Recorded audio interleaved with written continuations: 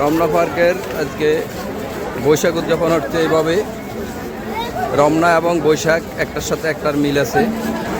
এদিকে এভাবে লক্ষ লক্ষ মানুষ।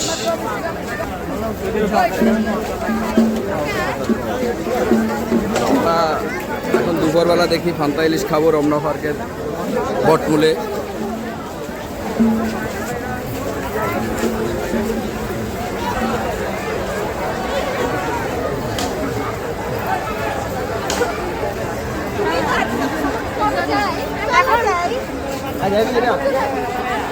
চলো যাই। তো ঘুরতেছে, হাঁটতেছে, যাচ্ছে, কই যাচ্ছে, কই ঘুরতেছে, কেউ কিছু জানে না।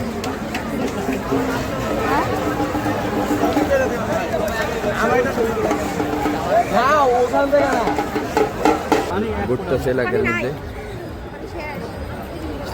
লক্ষ লক্ষ মানুষ দুপুরবেলা এনজয় করতেছে। অনেক বছর পরে শান্তিতে বৈশাখ উদযাপন করতেছে পুরো দেশে।